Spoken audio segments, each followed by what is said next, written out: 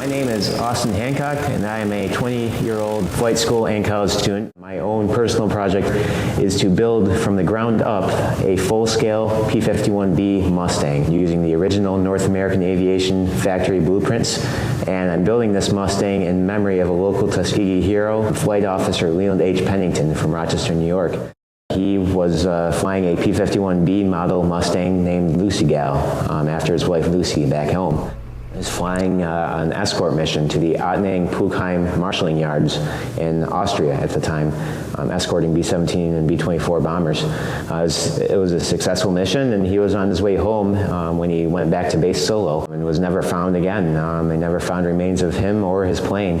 He just disappeared, so we need a tribute to him here in Rochester for our local hero. And a P-51B Mustang named Lucy Gal would be the proper memorial.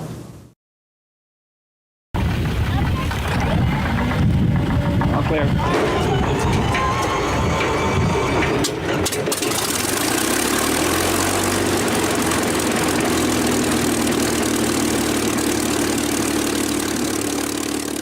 My name is Doug Rosendahl, and I'm a member of the Commemorative Air Force. I fly as a volunteer. This airplane's owned by the CAF, and we take it all across the country using it as a tool to tell the story of the Tuskegee Airmen and to inspire young and old people about the excitement of flight and hopefully cause some of them to want to go home and learn more about World War II and the Tuskegee Airmen specifically. This is the North American P-51C Mustang. This was the first revision of the Mustang. The P-51A had an Allison engine and had a little bit different fuselage design, but essentially it was a very similar airplane. As you can see, it has a distinctive razor back as opposed to the bubble canopy, which is more common in the D model.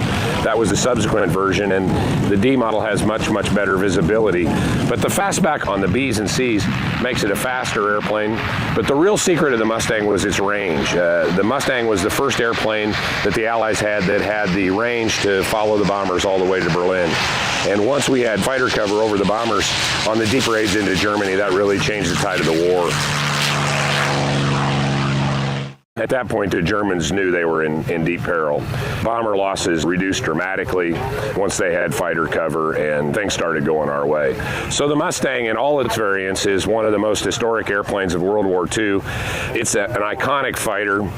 If you asked 1,000 pilots which airplane they would most like to fly, probably 990 of them would say the P-51 Mustang, because it is such an iconic airplane, and it is just a glorious airplane to fly. It handles nice, it's fast, it is smooth, and it's just a real honor and a privilege to be able to take an airplane around like this and show it to the public so they can see and feel and hear and touch these airplanes and understand what they're really like and what they really did in the battle to preserve our way of life.